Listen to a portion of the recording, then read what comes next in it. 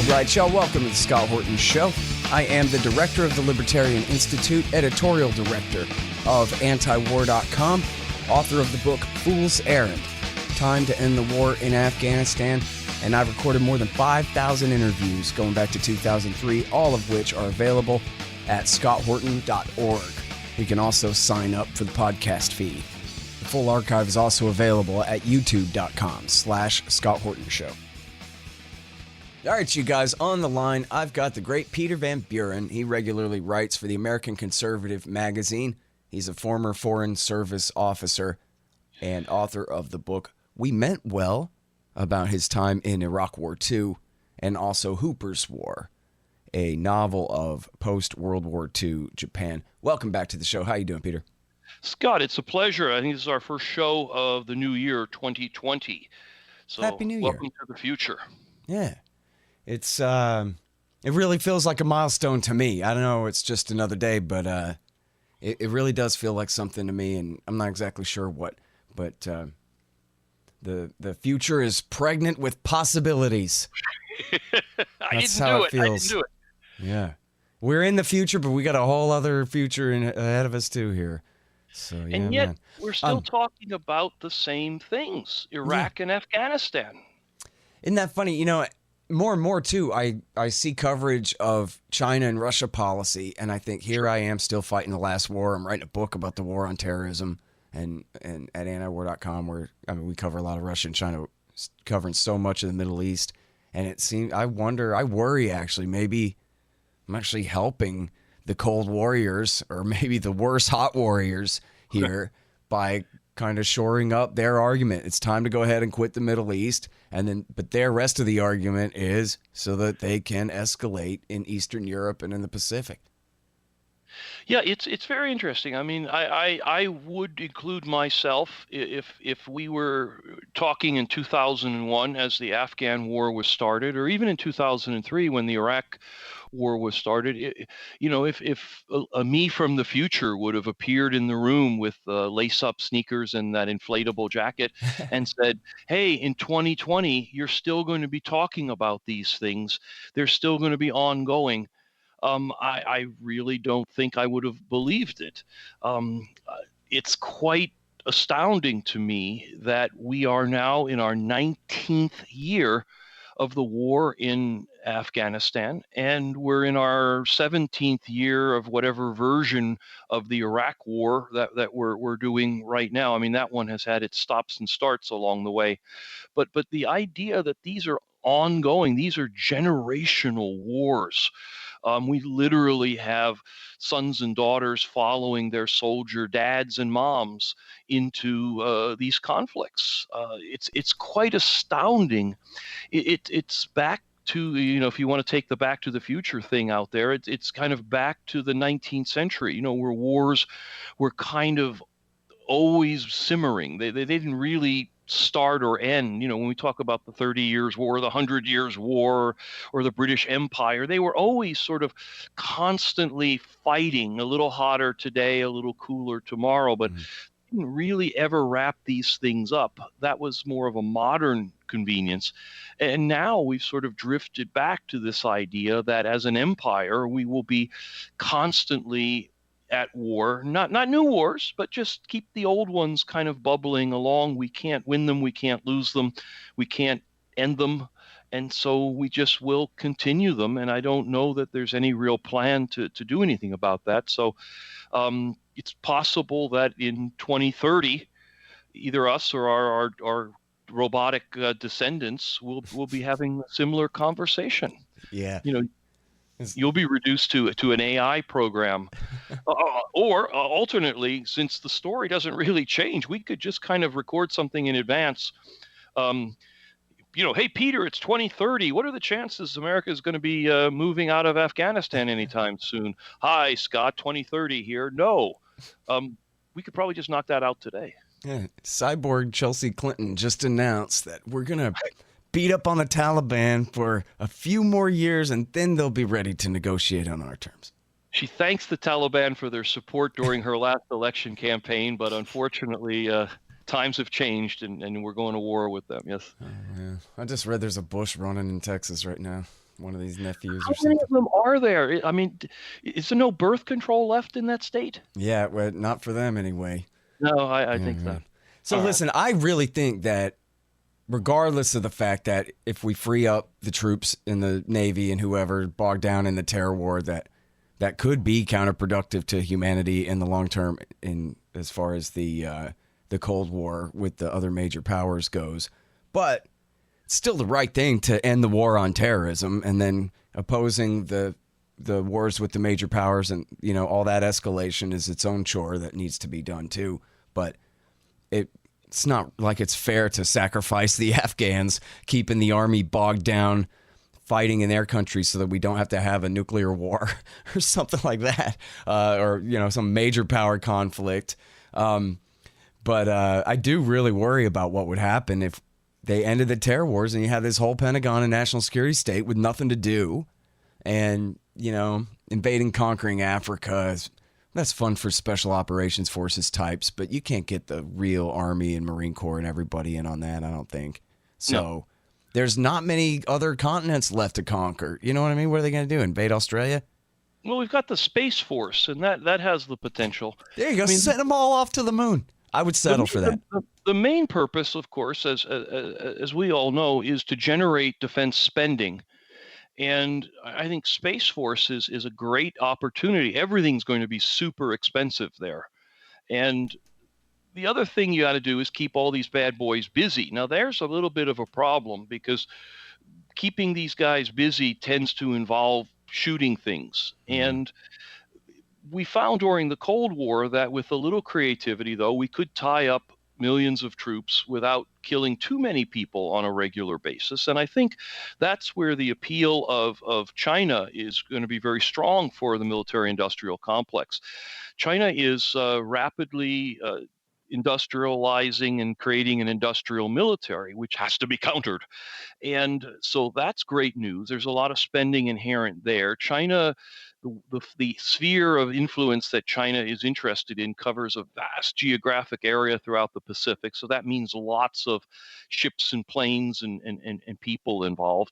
And best of all, the Chinese have absolutely no interest or reason to get into a shooting war with us, which means that we don't have to actually do much in terms of nasty things like shooting each other.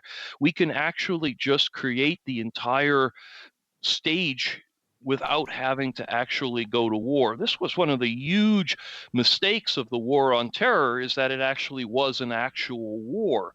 Fun at first, but eventually got to be kind of a drag, and the body count climbed and all that good stuff. So I think the so-called Cold War with China is going to be massive potential to keep everybody busy, and with Space Force soaking up all that money we're saving on social welfare programs, the future looks bright to me. Yeah. Well, let's hope they can keep the war cold as far as that goes anyway. Yeah, I think so. We've had some practice. Yeah. Although, as long as we're on this, it seems like the situation has really changed. For example, like you're saying, China now has the beginnings of a navy and the ability to scrap in a conventional manner, whereas before there was really nothing to Cold War against there so much. Right. They had the barest nuclear deterrent, and that was about it. Yep. And then in Europe, I always, paraphrase Pat Buchanan here about how the line used to be halfway across Germany. Don't you dare come into West Germany or you and me are going to fight. Now the line is Russia's western border with Latvia. Right. Right. Like, through an Airbnb in Kiev right now. Yeah. So, yeah, but the Russians, I've just never seen the fun over there. That's old school stuff. There's mud involved, and it involves Slavic stuff. It's just, Asia's the future, man. China is high tech. The weapons that they're building are all stealthy and shiny and have microchips in them. There's not a lot of mud. We're not going to do that. That was Vietnam. That didn't work out. This is more exactly where we need to be. A lot of expensive stuff, good weather, No, I mean the future is in Asia, Yeah. absolutely. And all And the the big ticket items, it's the Navy and the Air Force, and that's exactly, their domain where the exactly. Army's more focused on Europe, right? Tanks are quite literally a dime a dozen, but when Right. you're talking Yeah. about stealth aircraft carriers at $1 trillion a throw or something like that, plus the ongoing costs and maintenance and upgrades, it is Space Force is going to look like a bargain by the time we're done facing down the Chinese. Yeah. And the great thing is the areas that we're competing over are essentially unpopulated rocks in the Pacific Ocean, Mhm. which means we can just blow the hell out of these things occasionally, and nobody gets harmed. Nothing happens, and who knows? With a little cooperation from Mother Nature, new volcanic islands will form that we can struggle over. Again, the potential is wide open. I see the promised land from here. Hey, y'all, check it out. The Libertarian Institute, that's me and my friends, have published 3 great books this year. First is No Quarter, The Ravings of William Norman Grigg. He was the best one of us. Now he's gone, but this great collection is a truly fitting legacy for his fight for freedom. I know you'll love it. Then there's Coming to Palestine by the great Sheldon Richman. It's a collection of 40 important essays he's written over the years about the truth behind the Israel-Palestine conflict. You'll learn so much and highly value this definitive libertarian take on the dispossession of the Palestinians and the reality of their brutal occupation. And last but not least is the great Ron Paul, The Scott Horton Show Interviews, 2004 through 2019. Interview transcripts of all of my interviews of the good doctor over the years on all the wars, money, taxes, the police state, and more. So how do you like that? Pretty good, right? Find them all at libertarianinstitute.org/books. Hey, you guys may know I'm involved in some Libertarian Party politics this year, but you can't hear or read about that at the Libertarian Institute due to 501c3 rules and such. So make sure to sign up for the interviews feed at scotthorton.org and keep an eye on my blog at scotthorton.org/stress. Hey y'all, Scott here. If you want a real education in history and economics, you should check out Tom Woods' Liberty Classroom.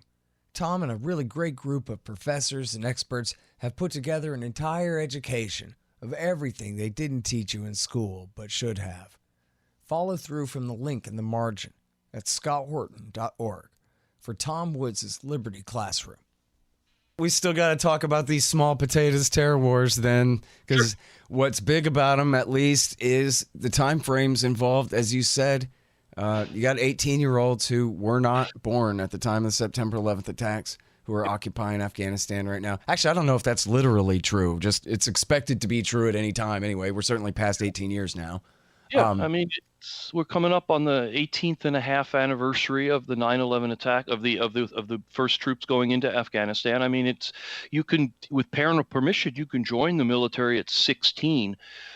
There's no question that we've got people in the military headed out there that were not alive when this all began. It's a generational war.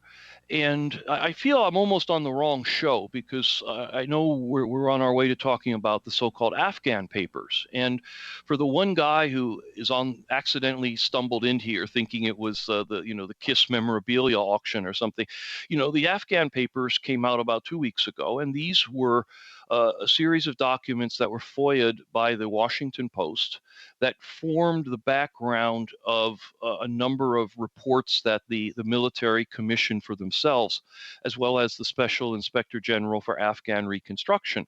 And this happened in Iraq as well. And basically, both military historians and this inspector on Reconstruction create histories of what's going on. It's very similar to the history that we all know famously as the Pentagon Papers, but the military is very interested in history and very interested in writing down what happened. And because they classify these histories, they tend to be the ones that are classified tend to be extremely honest and very factual. The public versions often, are all about storming hills and, that kind of TV stuff. But the classified ones tend to be brutally honest, and they interview the people who made the decisions. Many times they interview them after they've left the service, where they're a little bit free to talk. And the Afghan papers are the raw material that went into the classified and unclassified histories of Afghanistan, and they reveal that it was all a lie. Now, again, that's why I say I feel I'm on the wrong show, because your listeners have been hearing you and your guests talk about how the wars have been based on lies, how the claims of success over the last 19 years have been based on lies. And so there's this tendency on all of our part to kind of say, yeah, so what? Water's wet. The papers are not shocking the American public, because the American public is diabetic and stupid and doesn't read. But at some point in the future, these will become the real basis of a historical understanding. And it's necessary to wake people up to the extent that it's possible. And that's why I chose to write about one death in Afghanistan that was driven by these lies. And a person that I think most Americans, even people who pay attention, don't know about, because the government went out of its way to not overemphasize her death. In 2013, an American Foreign Service officer, State Department person named Ann Smedinghoff, was blown into pink mush in Afghanistan during a photo op. She was sent out of a safe area where she wrote. She was a public affairs officer. She was part of the propaganda campaign, part of the part of the U.S. government, the State Department part that was designed to tell the American people things are wonderful and they're getting better in Afghanistan. And she was sent out with someone senior to her to hand a few books out to a few Afghan orphans that could be rounded up. And pictures were going to be taken and banners unfurled. And this was just going to be another little micro example of how all the good that we were doing, the hearts and minds that we were winning.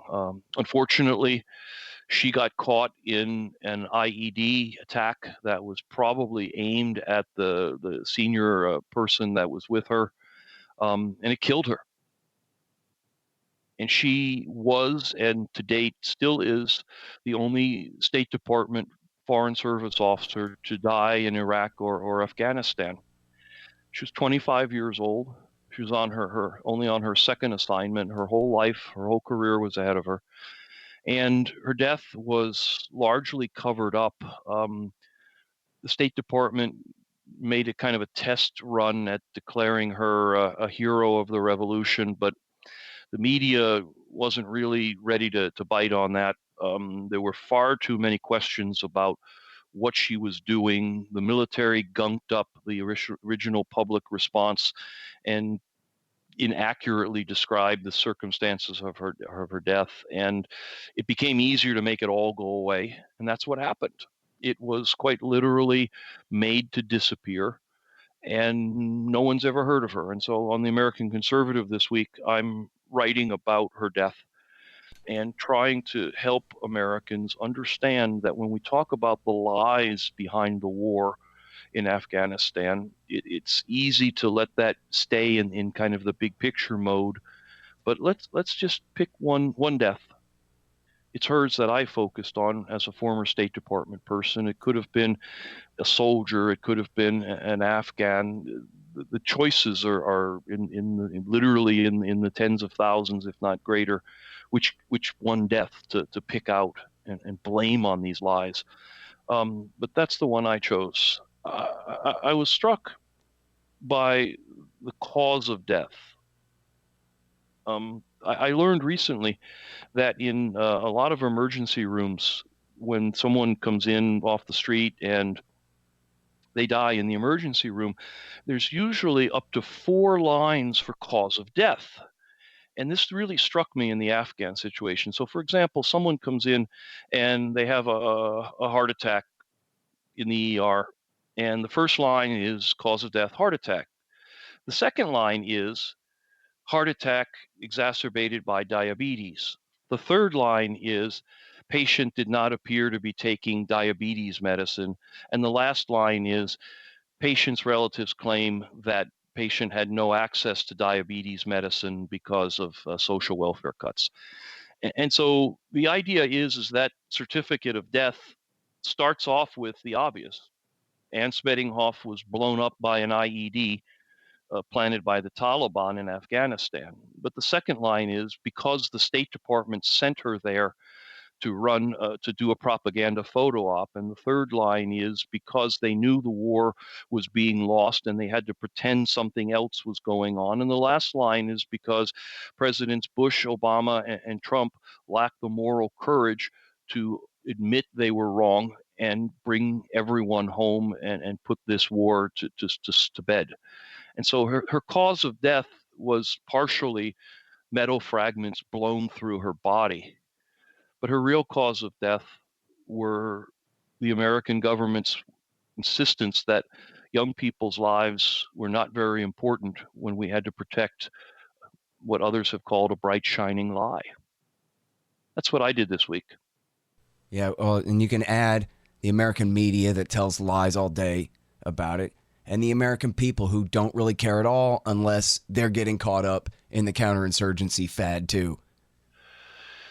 You would hope that last bit would have more truth to it. But in fact, we're talking about the sons and daughters of the American people. We are far too willing to send people, our kids, away. You know, I was back in the Midwest over the holidays visiting relatives, and a lot of small towns in Ohio, and every one of them has a plaque or plaques to the wars with names on them. These towns are small enough that the 20 people who died during the Vietnam War, those 20 names are still worth remembering. You come out here to New York City where I live, who knows how many people got killed in those wars in this giant metropolis, and their names are forgotten and the numbers are unimportant.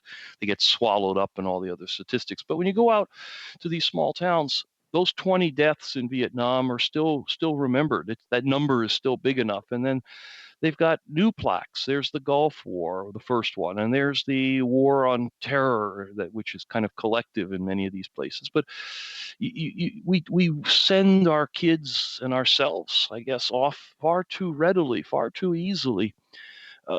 We believe it at the time, and we believe it again and again, right? The old thing about fool me once, then fool me twice.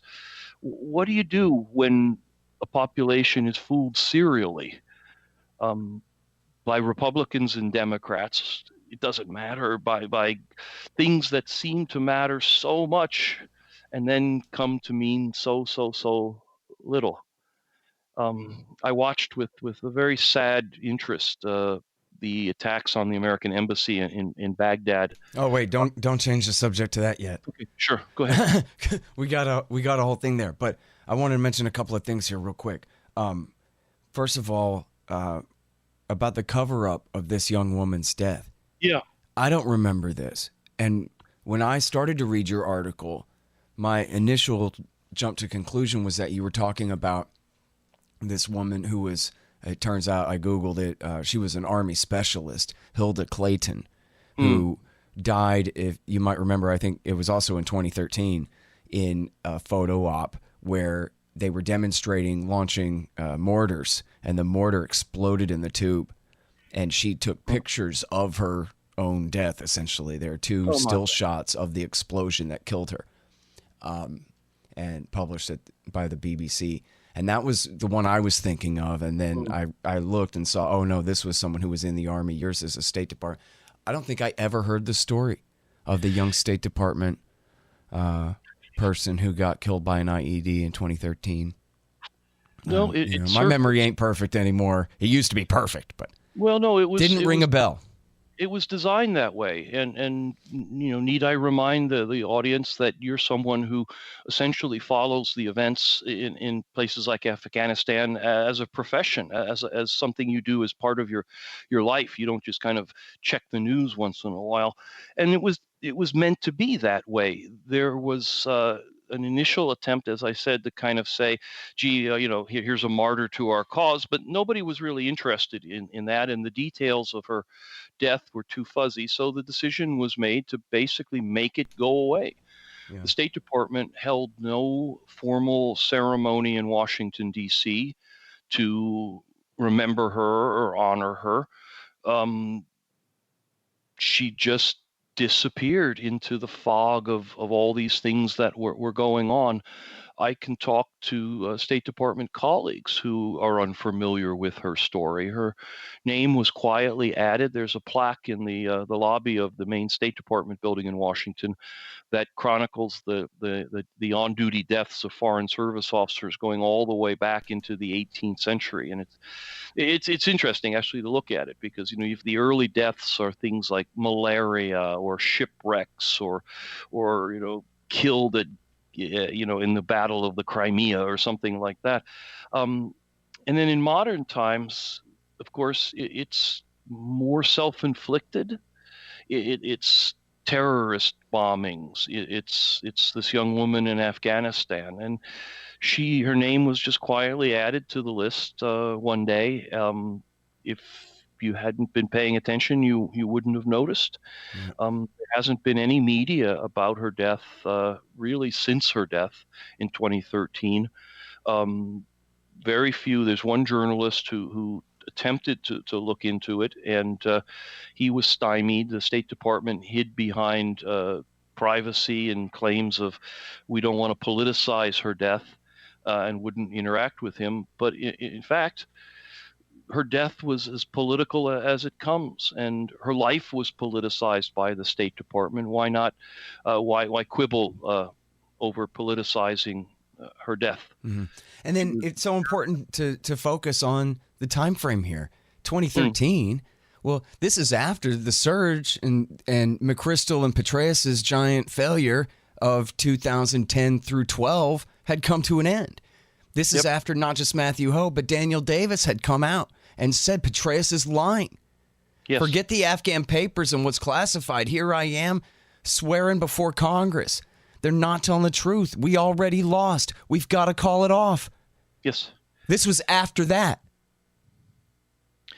I remember way back in graduate school, Robert McNamara, who was the Secretary of Defense, who was largely responsible for building up the American presence in Vietnam way back in the day, and making public speeches when he was increasing the troop count there, and watching the body count rise, making speeches about how we've turned this corner and we're on the road to a victory and light at the end of the tunnel. And in his later years of his life, he had kind of a calling to Jesus, and started to release documentation and diaries and things that showed that he didn't believe a word he was saying.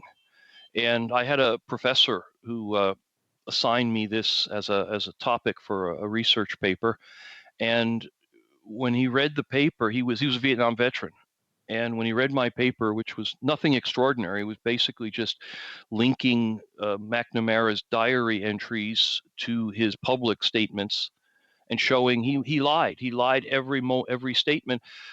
I watched my professor break down and cry in his office and say, they died for nothing. We believed every single word of this, and they all died for nothing. And it certainly could have been me. That photo op that killed Ann Smedinghoff could have been me. It could have been any State Department person. And most of us, for a while, I did too. We all believe this. And it's easy in retrospect to say, wow, Danny Davis, man, he had this wired up. He knew the story 8 years ago.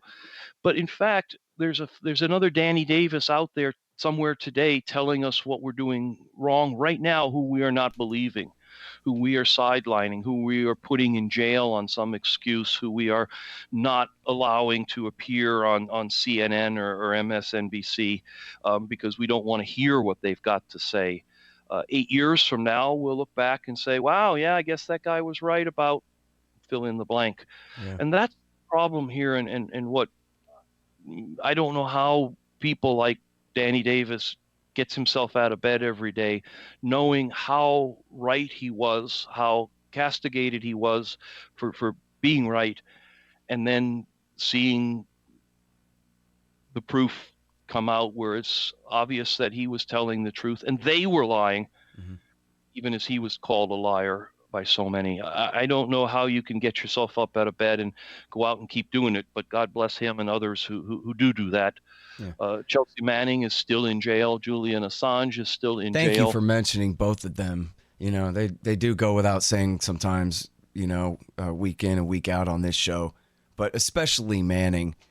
You know, I guess I think of Julian Assange as a tougher character who knew what he was getting into in a way, where Chelsea Manning is a wreck and just, you know, like the fact that she has already done so much time on this and is back in jail on that heroic leak. You know, talk about the Afghan papers. Chelsea Manning leaked the Afghan war logs in the year 2010. Yep. You know, just, yeah. Anyway, I'm sorry. That's a whole other tangent, but it's important that people keep that in mind. And look at the importance of WikiLeaks. Julian Assange is in jail, but look at WikiLeaks exposing recently all these new leaks exposing the Duma hoax from 2018. And this kind of thing. Oh yeah, no, that's not journalism. That's a anti-government intelligence agency or some garbage. No, this is the best journalism in the world is what it is. That's all it is. But so here's our segue to the Iraq thing, because we got to talk about Iraq War, maybe 4 about to break out over there by my count. And the segue to that is this young woman was over there. She thought, at least, well, I don't know what she thought. She was told, I know that she was told that her job was to help people. Her job, she was on one of these provincial reconstruction teams.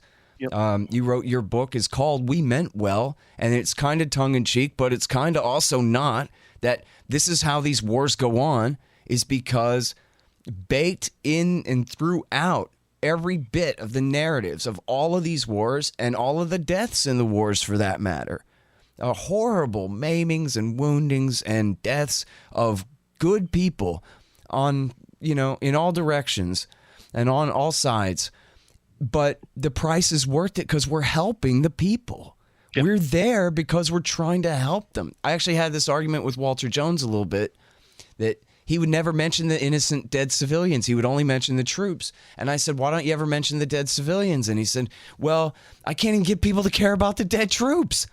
And I said, well, but you know what it is, though, is the idea is that those troops have sacrificed their lives to do the right thing to help these poor peasants over there, man. And that was why it was worth it for what they did, and that they knew the risks when they did it, and that was what made it such a noble thing for them to do. And so if you're not undermining the narrative that this is all, that the Iraqi people are way better off now and all this, like they say, or like they used to say at least, then you're not really protecting those soldiers fully, the same ones you're trying to protect and get people to care about. The point is, it's a useless sacrifice. It never accomplished, it was never going to accomplish what they said it was going to. Back to the beginning, all they did was spend money, and, you know, some others collected that money. That's at the root of most of this. Of course, there's Israel and oil and whatever, but, you know, most of this is all the self-licking ice cream cone of America's permanent wartime economy. And they told everybody that it was something else, you know, and that's the part I want you to talk about is, like, you know, this wasn't just a photo op, right? This was a photo op that, whether it's in Afghanistan in this case or in Iraq, where this was meant to demonstrate that it really is working. Please give us time because of what a great job we're doing, right? At least to some degree, there was an honest sentiment underlying all of that.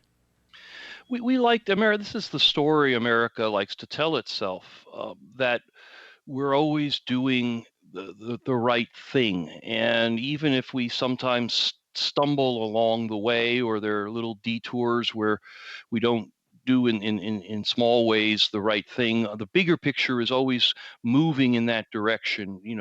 Other countries make war to possess territory or resources. America makes war to free people.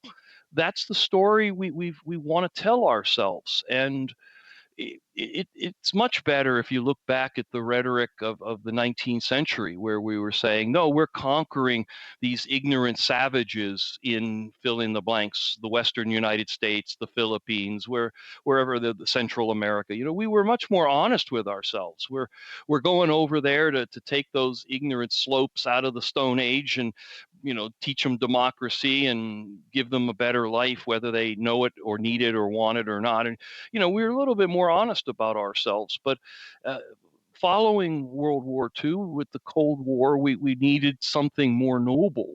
And so we created this dynamic concept that America was the last best country, that we were the shining city on the hill, that we were the beacon of democracy. You know these phrases. They're almost cliches, but when they were first uttered, they were uttered with complete seriousness, and they were believed. And that's how we do it. And we fall for the same trick every time.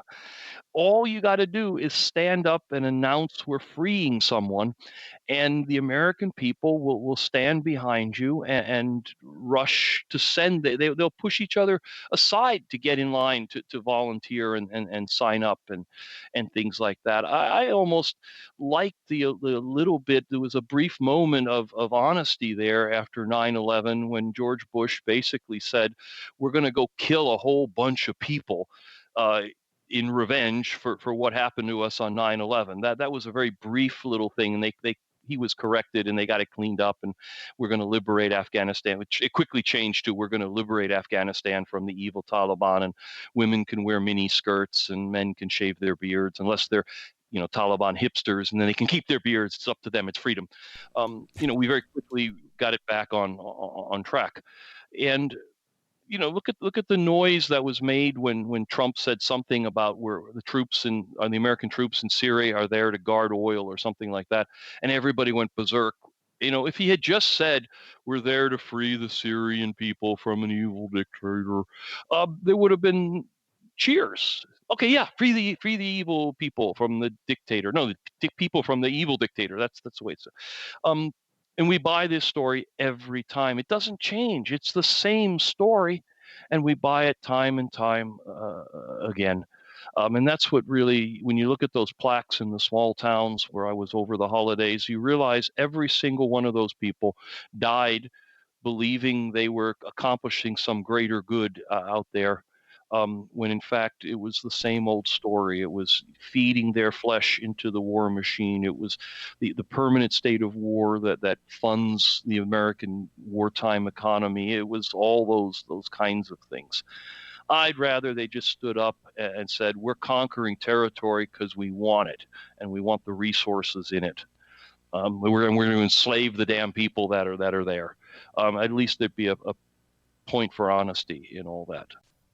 You can hear The Scott Horton Show and Anti-War Radio on Pacifica, 90.7 FM, KPFK in LA, kpfk.org, APS Radio at apsradio.com, the Libertarian Institute at libertarianinstitute.org, and of course, check out the full archives, more than 5,000 interviews now going back to 2003, and sign up for the podcast feed at scotthorton.org. And thanks. Well, so let me ask you this. Is America about to launch Iraq War 4 against the very same people that we fought Iraq War 2 and Iraq War 3 for? Yep. I would say probably not. This is something that I've been giving a lot of thought to, watching the demonstrators, protesters, militia, whatever they are, break into the American embassy there. By the way, I know exactly where those riots were. That's the visitors gate to the American embassy. It's an outer gate. There's a lot of stuff behind it before you get to the good part of the embassy. Nothing was particularly in danger. And there's nobody left there but Marines by the time they broke in anyway. And I don't know how many real State Department people are left, but it's a very small number, and they'd easily fit into one of the many helicopters that are always available. So nobody's in any real danger. I mean, it would be very embarrassing to see that embassy in flames, but that's about the extent of it. So I don't think what we saw this Raimondo weekend. used to say they should turn it into the Museum of American Atrocities. I was going to go with a really big Bed Bath and Beyond store in the middle of the, kind of foothold in the Middle East. I bet they'd settle for that. Yeah. Yeah, they might work either way. The idea is that what we've been seeing recently in Iraq with the, in the three-way between U.S., Iraq, and Iran is, I don't think, the start of something new. I think it's a continuation of something, a decade old, actually. And that is this sort of proxy war between the United States and Iran that plays out in different parts of the Middle East in different ways. It flares and it cools, and it flares and it cools. If you walk back a couple of steps, there had been a lot of rocket attacks against American installations in Iraq, no doubt perpetrated by Iranian-backed or controlled militias. The U.S. kind of pretended those weren't going on until they killed an American contractor, I guess it was a week ago or something like that. Prior to that, we just kind of shrugged it off as part of the game. I'm sure undocumented. Well, don't forget the part about how the Israelis have been bombing them for months, and from American-controlled Kurdistan too. Yeah, well, the Israelis got their own kind sideline going, but the idea with the Americans, these rocket attacks against our installations have been going on for some time. No doubt, each of them had been either the retaliation against something we did that we don't know about, or were retaliated against in kind by us. It's this thing that's been going on with the Iranians and their proxies in Iraq for really a decade. An American contractor got killed, and that Trump decided that one was, they pushed a little too far. And so then we conducted some bombing raids, and I think we supposedly killed 25 Iranian-backed controlled militia. And the Iranians decided, well, that one was a too hard. We kill one of yours, you kill 5 of ours. That's within the boundaries, right? But this was too much, and so they let loose the militias against the embassy there. Now the whole thing was highly controlled. They picked the visitors gate. They didn't go all the way into the inner compound. The Iraqi security forces were there to kind of keep the left and right boundaries in place. The American side, we understood what was going on because we didn't do strafing runs down the street, which would have cleared that crowd out in about 2 seconds. No, we fired some rubber bullets and some tear gas, and 2 days later, after a lot of rhetoric, it's over. This episode is over. There'll be another one, and it may be a little fiery or it may be less fiery than this one, but it's just part of an ongoing push-pull proxy battle that pops up in Syria, that pops up with the Israelis, it pops up in Iraq, it pops up in places that we don't even hear about. And it's all a matter of both sides using what they hope to be carefully escalated and de-escalated acts of violence as part of an ongoing, I'll say, political process. I say political not in the sense that we're actually leading to something, negotiating or heading towards a goal, but the intercourse between the U.S. and Iran right now happens in this fashion. People forget the night of before Obama's the nuclear agreement with Iran, the American sailors were kidnapped in the Gulf. You remember that? Mm-hmm. And everyone decided on the American side that this wasn't going to be, quote, a big deal. And the whole thing was allowed to kind of quietly fade away. The sailors were released. No blood, no foul, guys. You could also imagine under different circumstances the kidnapping of American sailors leading to all sorts of kinetic activity. Mm-hmm. I think there's a question about where they were sailing and why, too, that maybe that was a bit of a sabotage. But the idea of just like during the Cold War, violations occur all the time. Right. It's a matter of which one has a political reason for you to notice and be shocked by and react to, and which ones don't. You've got in Syria, for example, you've got Americans occasionally fighting alongside Iranian-controlled forces. You've got Americans occasionally fighting against Iranian-controlled forces. Well, certainly Western Iraq right now, the reason the American soldiers are still there is they are fighting with the Iraqi army and its PMU Shiite militias in fighting Iraq War 3.5 against what's left of the Sunni-based insurgency in the West. Exactly. And so these you don't even want to call them alliances. That gives it a credibility and a tactability that doesn't exist. These little sort of conveniences are part of this bizarro proxy war that's going on. It's push and pull, and it's the nature of this. Occasionally one side, I fight with my dog all the time. She loves to we have a towel. And she brings the towel to me, and I grab one end, and she grabs the other end, and we pull each other, and we have this sort of back and forth kind of thing. And every once in a while, she'll slip, and her teeth will nick me, or I'll pull too hard, and her head will hit the table leg or something, and then we stop. It's like, whoa, whoa, whoa, whoa, whoa! Didn't mean that. That was an accident. That shouldn't have happened. And then we'll kind of come back and play again. And there's a lot of element to that in this. You push too hard over here. It's a brushback pitch. I like that metaphor because in this case, then Iran is the dog, and they came and brought the towel to George W. Bush, and he pulled them right into Iraq.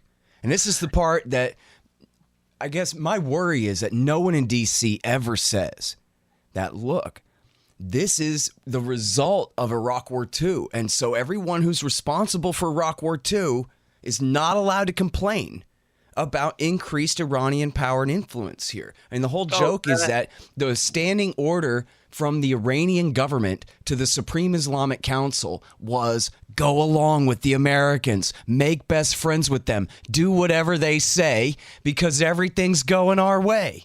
And America, Bush, Cheney, Rumsfeld, and Paul Wolfowitz, they fought this whole war for the Ayatollah.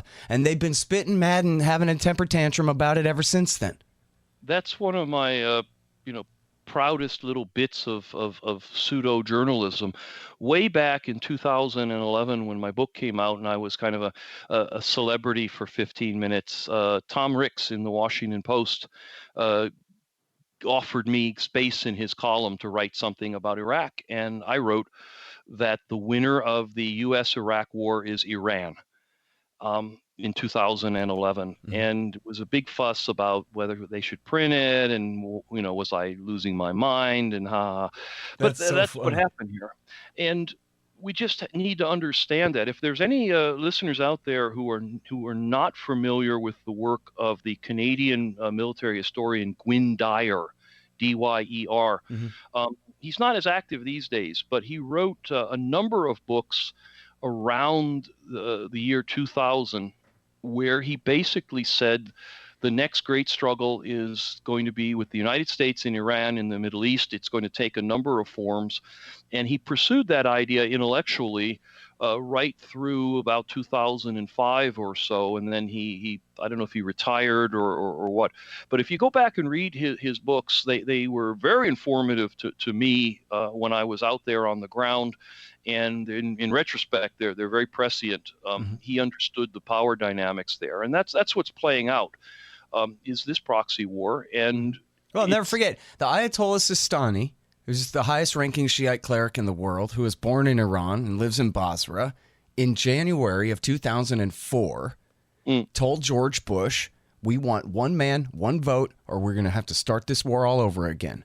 And Bush said, I am your humble servant. And from that, I mean, people can check the archives of my show. In 2004, there's Juan Cole and Bob Dreyfus explaining all about the Dawa Party and the Supreme Islamic Council and how they work for the Ayatollahs and how George Bush works for them. How Paul Wolfowitz's big score actually blew up right in his face.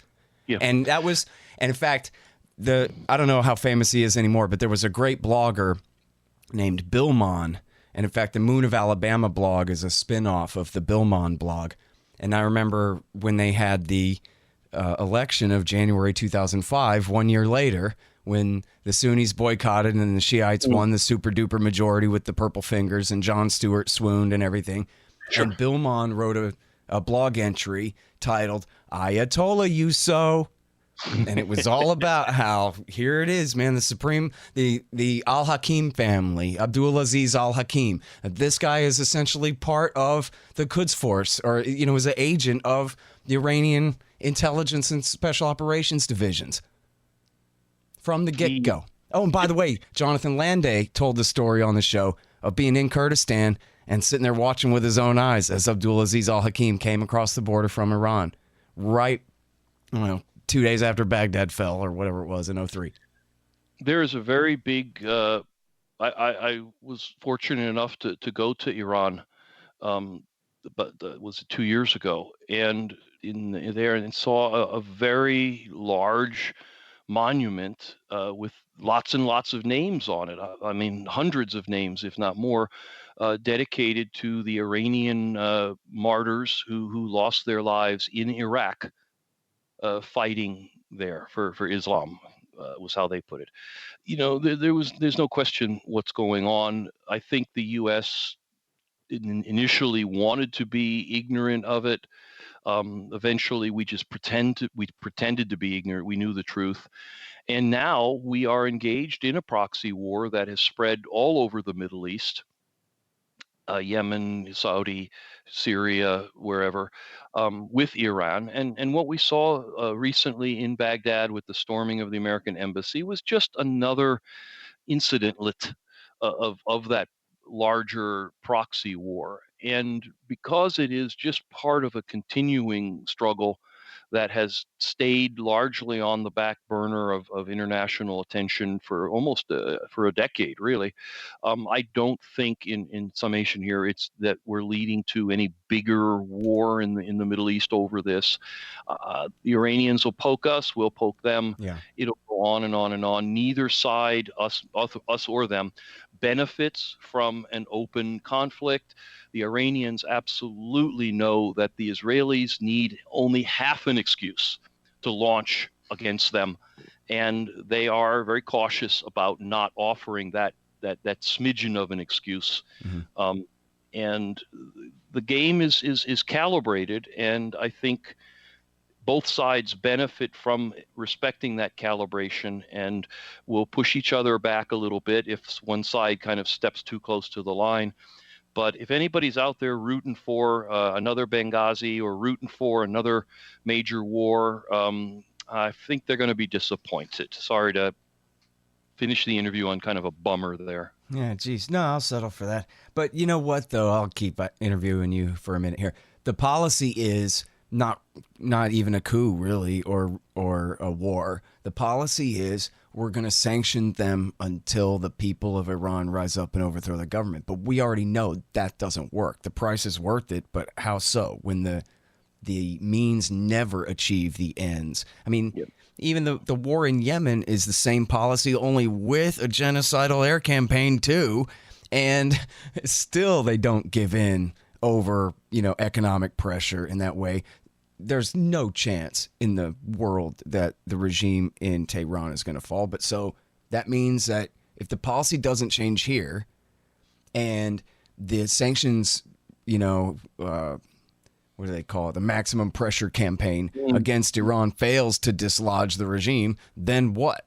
I mean, I like the idea of, like you say, well, ratchet it back a little bit, but I don't really see that happening.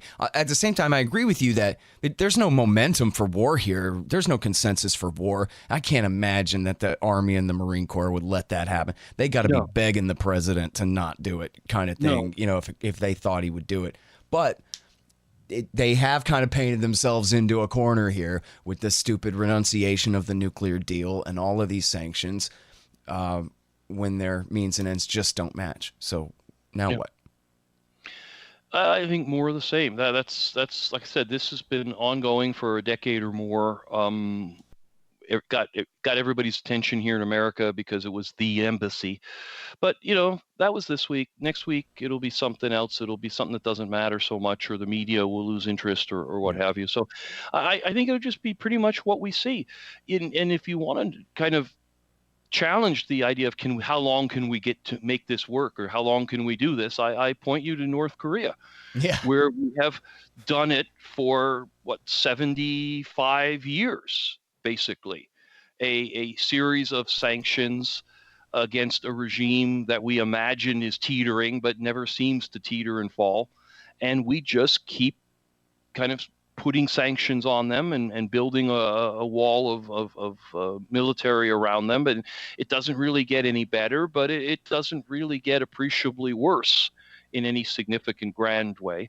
And I think that's sort of the strategy with Iran. Call it whatever you want to call it, containment or something like that.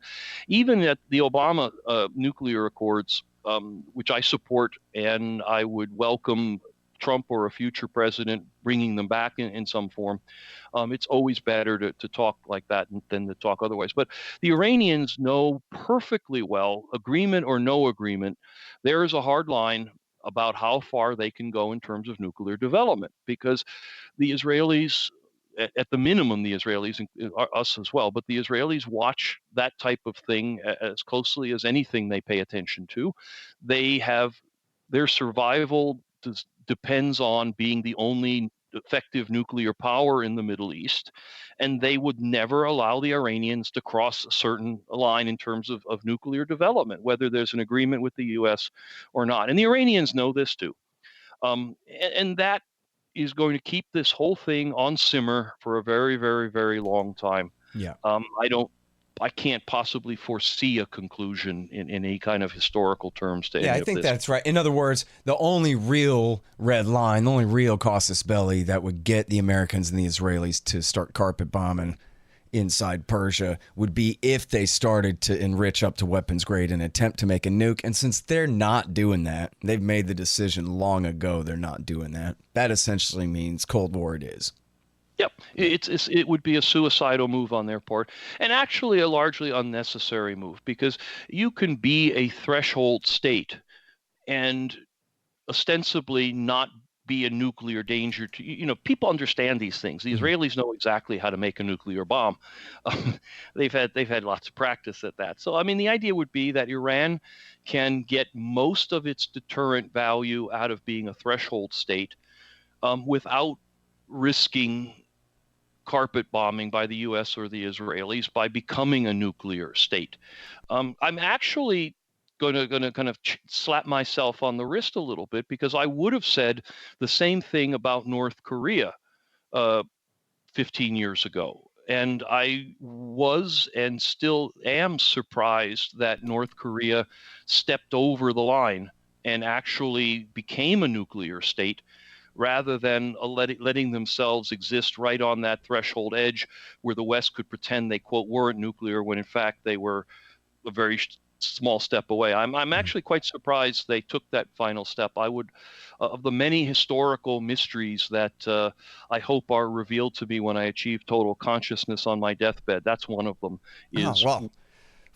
Welcome to total enlightenment. I hope you don't die of it, but I'll tell you exactly how that was all George Bush's fault, and probably deliberately provoked them into doing it. Was first they abrogated the agreed framework deal, then they announced a whole new round of sanctions, then they announced the Proliferation Security Initiative, which said that we can seize all your boats on the high seas and do whatever we want with them. You were in the State Department at the time, right? And then they announced the Nuclear Posture Review that said we just might attack you with nuclear weapons.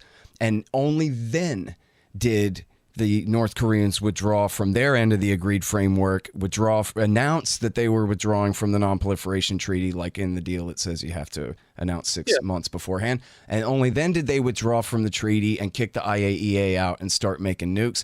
And it seemed to me like, hey, I guess the thinking, if you can call it thinking, the thinking was, don't worry, we'll be done in Baghdad and we'll be ready to go to Pyongyang before they get their first nuke together, except, oops, instead we just essentially handed them an arsenal of nuclear weapons when they were perfectly happy within the Non-Proliferation Treaty as a threshold state under the agreed framework deal, which America had never even lived up to our side of. It just took Bush repudiating it and threatening them with a H-bomb first strike to make them withdraw from their end. No, total consciousness still eludes me. I mean, I'm familiar with all that history. I guess the part of it that I don't get is the decision by the North Koreans to call America's bluff, to become a nuclear state in the midst of all that, and absolutely certain that the U.S. was not going to attack them. The idea would be that in Tehran, they've made a different calculus, and they've said, we're not going to step over that line and detonate a nuclear weapon. We're going to walk up to it. We're going to flirt with it. We're going to stay a threshold state. Right. Whereas the North Koreans just said, we're going to go for it. Right. Yeah. The Ayatollah said, yeah, our policy is we got our hands up. And so you can't shoot, man. Yeah. Which they don't know American cops, but hey. Iranian lives matter. All right, my friend. Thanks very much for your time again on the show, Peter. Great to talk to you, man. A lot to talk about in 2020, and I look forward to doing it with you. Best wishes. Great. Have a good one, man. Happy New Year to you. Happy New Year. All right, y'all. Thanks. Find me at libertarianinstitute.org, at scotthorton.org, antiwar.com, and reddit.com/Scott Horton Show. Oh, yeah, and read my book, Fool's Errand, Time to End the War in Afghanistan, at foolserrand.us.